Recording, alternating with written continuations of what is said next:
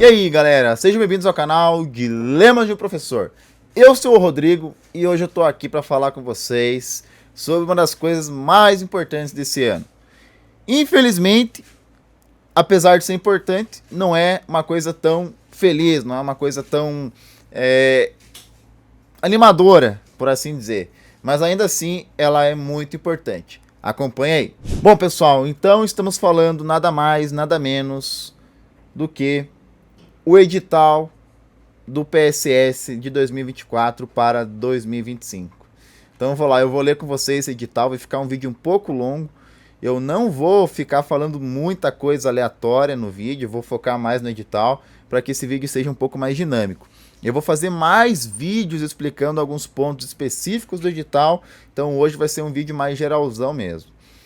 Se inscreva no canal, deixa o like, tudo que tem direito, etc, que vocês já estão acostumados, né, que vocês sabem aí, todo youtuber precisa disso para continuar com o trabalho, né, então por favor faça isso. Se tiver nadando dinheiro, pode jogar água em mim que eu aceito, sem problema nenhum. Vou deixar na descrição desse vídeo o site onde vocês encontram tanto o edital quanto também a página de inscrição para o PSS de 2024. Beleza, gente? Então tá tudo na descrição. Acompanhe lá, veja lá, desce aí e vê aí, tá? Vamos lá então. Edital número 73 de 2024, GS-CED. Protocolado número 22.421.222-4. O secretário de Estado da Educação, no uso das suas atribuições legais, babá. Isso aí eu não vou ler, tá, gente? Porque isso aí é mais apresentando o edital. Então eu quero que seja um pouco mais dinâmico. Das disposições preliminares, 1.1. O processo seletivo regido por esse edital será executado pelo Instituto Consulplan e pela Secretaria de Estado da Educação, CED-PR. Então, a banca desse edital é a Consulplan. Por que banca? Porque a gente sabe muito bem que o processo seletivo simplificado se tornou basicamente um concurso. E aí, por isso que eu falei no começo do vídeo, aí vem o motivo, né, de eu ter falado no começo do vídeo, que apesar de ser importante, não é tão feliz. Porque a gente sabe que o edital de PSS, o contrato para o PSS, como é o meu caso, né, eu sou PSS, ele está caminhando, na verdade ele não está caminhando, ele já se igualou ao que é um concurso aqui no Paraná. Né? Então a prova do PSS, que é simplesmente um processo simplificado, né, que é um contrato temporário, ele está igual um processo de concurso. Né? Para quem fez o concurso recentemente, ano passado, sabe que está praticamente a mesma coisa. Mas, apesar disso, a Consulplan é uma banca, é uma organização que eu, particularmente, não tenho muitas críticas. Né? Eu acho que é um pouco mais organizado do que outras bancas que a gente vê por aí. Enfim, vamos lá. 1.2. O processo destina-se a selecionar profissionais para atuarem nas instituições da rede pública estadual de ensino, exclusivamente para atender a necessidade temporária prevista no inciso 6º, artigo 2 da Lei Complementar Estadual número 108 de 2005, comprovadas as FLS do protocolo número 21.811.715-5. Então, pessoal, outra coisa que eu quero deixar muito claro aqui é o seguinte: você que está assistindo esse vídeo que já fez PSS antes, você sabe como funciona o PSS. Só que tem muita gente que consome meu conteúdo aqui no canal que é acadêmico, que terminou há pouco tempo a faculdade ou que está cursando ainda e que tem muita dúvida. Eu tinha muita. Sabe o que é muita? Divide por 2. Divide não, multiplica por 2. Era eu no começo da minha carreira como professor. Então assim, tem muita gente que ainda está por fora do que é PSS, do que são esses editais. Então assim, pessoal, primeira coisa que vocês precisam saber é que lá no site da Consulplan, que é a banca desse processo seletivo simplificado, aparece como se fosse um concurso. Mas não é um concurso, tá, gente? Não é para assumir definitivo uma vaga no estado, não. Ali está escrito, né, que é para atender a necessidade temporária. Né? Então o PSS ele é temporário. Geralmente é um contrato de 2 anos quando renova ou 1 ano quando não renova. Esse último que teve foi em 2022, ele renovou. Então ele ficou valendo para 2023 e 2024. Aí depois desses 2 anos agora a gente vai ter esse que vale para 2025, tá certo? Qualquer coisa, deixa as dúvidas aí no comentário também, nos comentários que eu tiro as dúvidas de vocês, tá? 1.3. As vagas constantes no subitem 1.1 do anexo 1 desse edital possuem caráter transitório, oriundas da falta de servidores decorrente da aposentadoria, demissão, exoneração, falecimento, afastamento para capacitação e licenças legalmente concedidas, e ainda da necessidade de manter a regularidade do atendimento nas escolas estaduais, bem como as vacâncias definitivas que surgirem no decorrer do prazo de validade do processo seletivo simplificado. Na verdade, não é nada disso. As vagas constantes nesse edital são para suprir a falta de concurso que a gente tem aqui no Paraná. Não principalmente por esses outros motivos. O principal fato de ter tanta vaga para PSS é porque não tem concurso. O último que a gente teve agora, fazia mais de 10 anos que não tinha saído nenhum concurso para professor aqui no Paraná. Então, se tivesse mais concurso, não ia ter tanto PSS. Ia ter mais professor efetivo, né? Enfim. Item 1.4. O PSS será constituído das seguintes etapas, sob responsabilidade do Instituto Consulplan. Então, vamos lá. A. Prova objetiva, de caráter classificatório e eliminatório. O que significa isso? Classificatório vai te colocar numa posição. Tranquilo de entender, né? Eliminatório, o que significa isso? Se zerar alguma das etapas, está fora. Alguma das etapas não, né? No caso, se você zerar algum dos critérios, no caso ali da prova objetiva, né? Zerou algum dos critérios ali, zerou algum dos... Me fugiu a palavra agora, não é critérios. Zerou alguma das áreas ali, português, conhecimento didático, ECA e conhecimento específico. Zerou alguma dessas áreas, está eliminado. Ou se não fizer também, está eliminado, né? Então, é essa a questão. B. Prova de títulos de caráter classificatório e prova prática de caráter classificatório. Então, a única coisa que é eliminatória aqui é a prova objetiva, né? Prova de títulos é toda aquela documentação que vai ter um vídeo exclusivo para isso.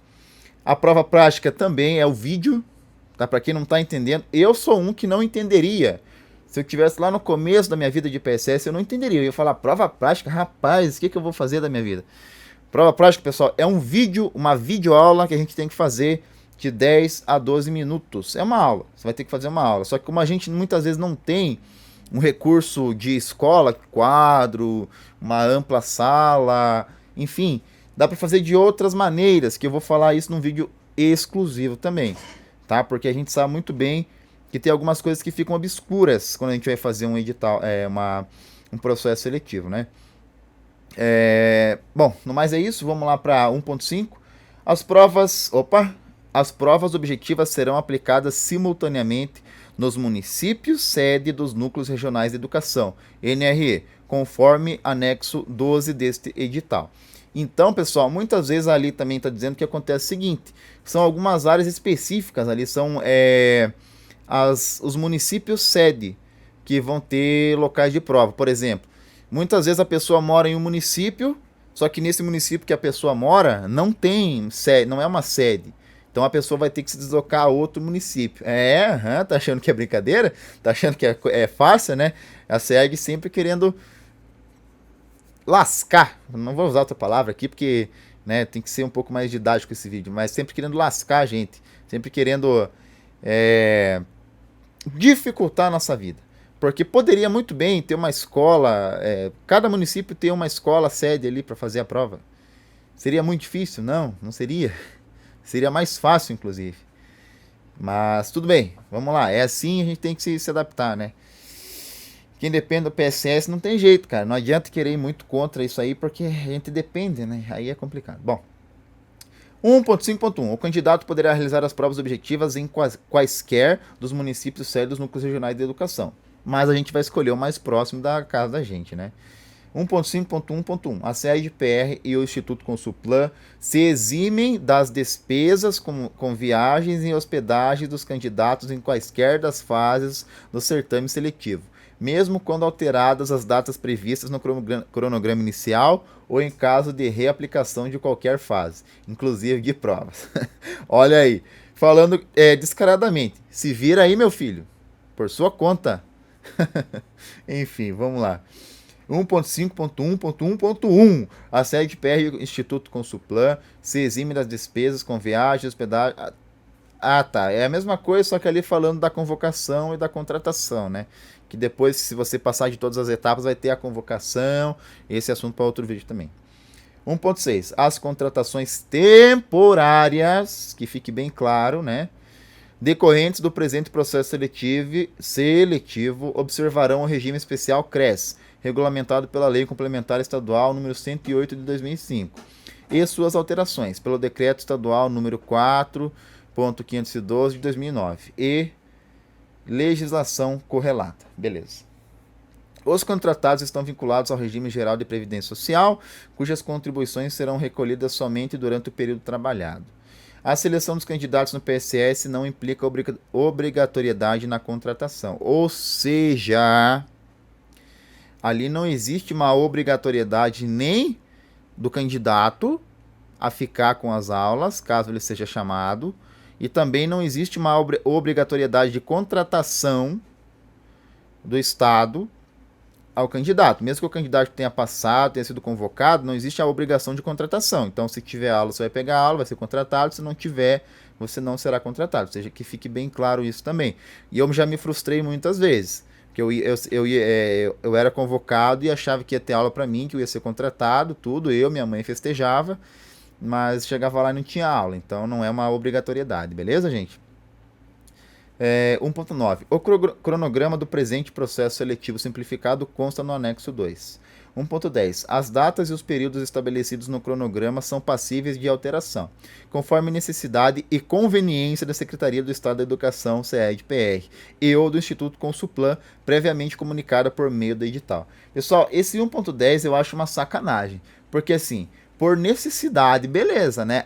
Precisa alterar tal coisa porque pegou fogo, né? Um exemplo um pouco mais drástico, pegou fogo no núcleo da área metropolitana norte, por exemplo.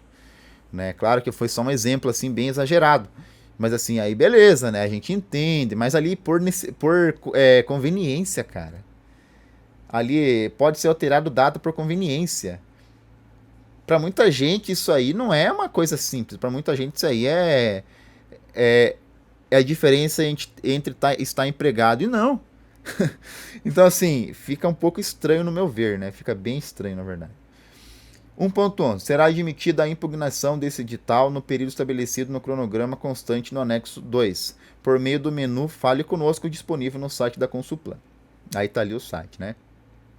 Pessoal, mesmo que tenha saído esse edital, mesmo que você tenha feito inscrição já, não deixe de acompanhar o site da Consuplan, não deixe de ver as notícias no site da SEDPR, da SED de modo geral, porque assim, sempre está saindo as retificações, sempre está alterando uma coisinha ali, uma coisinha aqui, altera a data, altera tema de vídeo, né? Eu fui eliminado do concurso de São Paulo, por isso, saiu uma retificação do edital, onde essa retificação mudou todos os conteúdos da prova prática, que era o vídeo. Eu já tinha enviado o vídeo e não vi.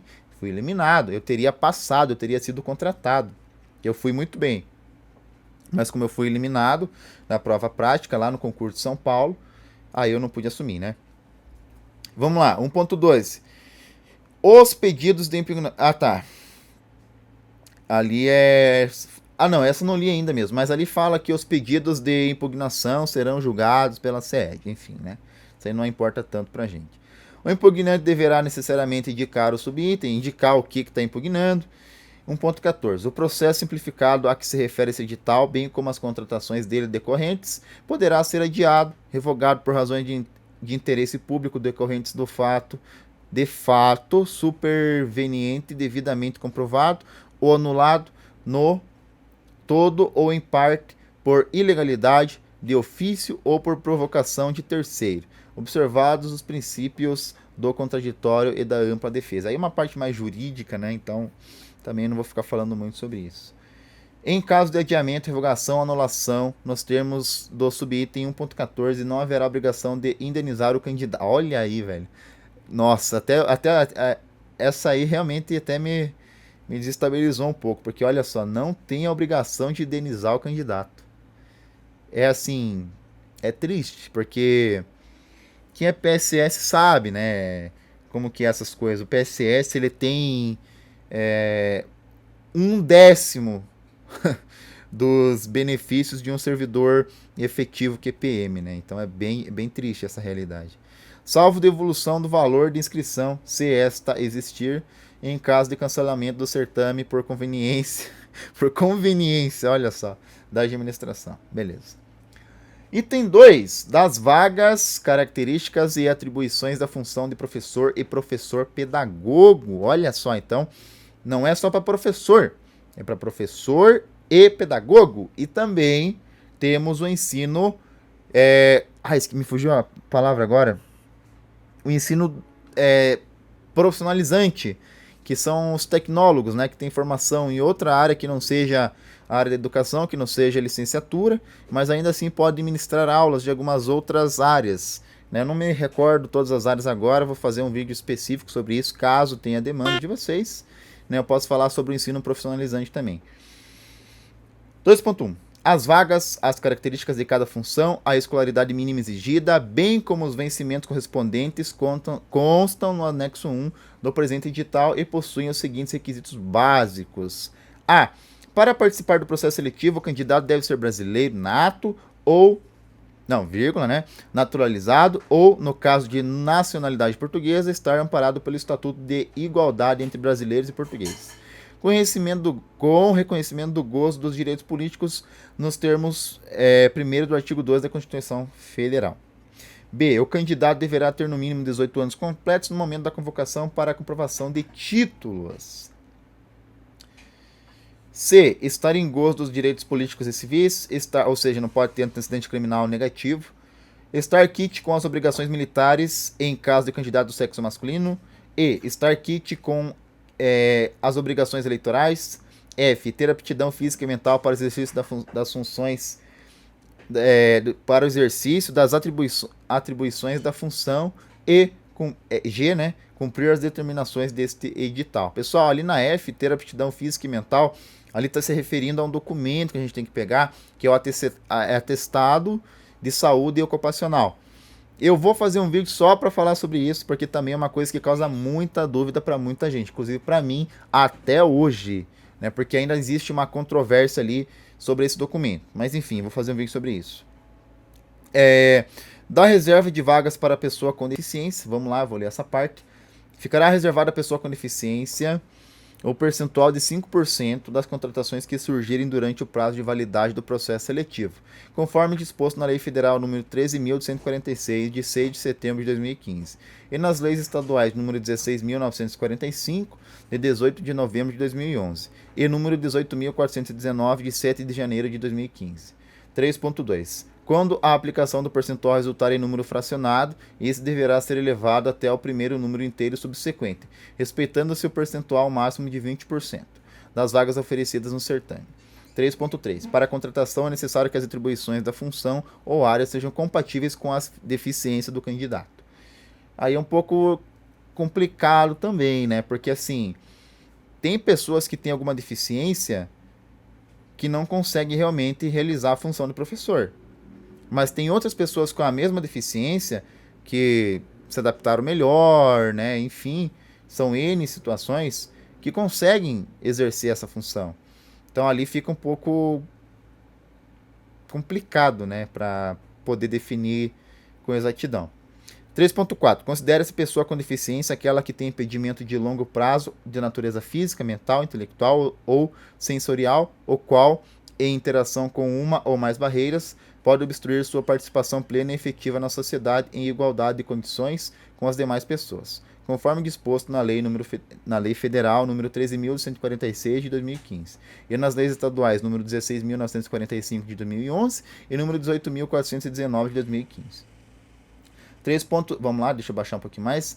3.5. Para fazer jus à reserva de vagas do que se trata o subitem 3.1, o candidato deverá escolher no ato da inscrição a opção pessoa com deficiência, PCD. Então, no ato de inscrição do edital, tem que escolher lá que é PCD, senão pode dar complicação também. 3.6. O candidato inscrito como pessoa com deficiência participará do processo seletivo em igualdade de condições com os demais candidatos no que concerne às exigências estabelecidas nesse edital, especialmente aos critérios de avaliação e seleção. 3.7. No ato de inscrição, um candidato com deficiência deverá se autodeclarar compatível com as atribuições da função para a qual pretende se inscrever. 3.7.1. A compatibilidade será aferida durante os exercícios das funções. 3.7.2. Caso o contratado venha a alegar incompatibilidade com as atribuições no curso das atividades, ficará sujeito ao encerramento do contrato após processo administrativo em que lhe sejam assegurados o contraditório e ampla defesa, respeitadas as disposições da Lei Estadual nº 18.419 de 2015. 3.8. O candidato inscrito como pessoa com deficiência deverá apresentar no momento da contratação as suas expensas. Ficou um pouco estranho, né, a palavra ali, mas enfim. Laudo médico original ou cópia, anexo 3, emitido nos 12 meses anteriores ao último dia do período de inscrição, por especialista da área, atestando a deficiência, no qual deverá constar de forma expressa: A. Espécie, grau ou nível da deficiência. B. Código correspondente segundo a Classificação Internacional de Doenças, CID. C. Limitações funcionais. E D. Data de expedição, assinatura e carimbo com o número do Conselho Regional de Medicina, CRM, do médico especialista na área de deficiência que emitiu o laudo. 3.9. Não serão consideradas como deficiência as disfunções visuais e auditivas passíveis de correção mediante o uso de lentes ou aparelhos específicos, né? Então, ali no caso dos aparelhos auditivos, eu me esqueci o nome agora daquele aparelho, e dos óculos, né? 3.10. O candidato inscrito como pessoa com deficiência que obtiver classificação dentro dos critérios estabelecidos desse edital figurará em lista específica e na lista de ampla concorrência. Então aparece na lista específica e na de ampla concorrência também aparece do lado, se eu não me engano, a identificação, né? PCD, ou no caso da contratação com pessoa negra, é PN. 3.11. O candidato que, no ato da inscrição, não escolher a opção de concorrer às vagas reservadas para pessoas com deficiência, deixará de concorrer a essas vagas e não poderá fazê-lo posteriormente. Então, por exemplo, se você é uma pessoa com deficiência e não se inscreve para a pessoa com deficiência, para PCD, você não pode depois, né, alegar que tem deficiência e querer entrar naquela porcentagem reservada para as contratações, né? Não tem como escolher no ato da inscrição. 3.12. Se, no ato da inscrição, o candidato escolher a opção pessoa com deficiência, todas as funções, áreas para quais estiver inscrito observarão obrigatoriamente a opção pessoa com deficiência. 3.13. Será excluído da lista de classificação de pessoa com deficiência e concorrerá exclusivamente às vagas de ampla concorrência o candidato que apresentar laudo médico ilegível em desacordo com o especificado no subitem 3.8 desse edital, ou que não caracterize a deficiência de acordo com a legislação vigente. 3.14. Será garantida a acessibilidade de contrato no momento da distribuição de aulas em local no qual venha desempenhar suas funções, atendendo assim o disposto na legislação vigente. 3.15. Será atendida a solicitação realizada pelo contratado de amparo especial ou apoio administrativo para auxiliá-lo no exercício das atribuições inerentes à função, desde que seja devidamente comprovado por laudo médico.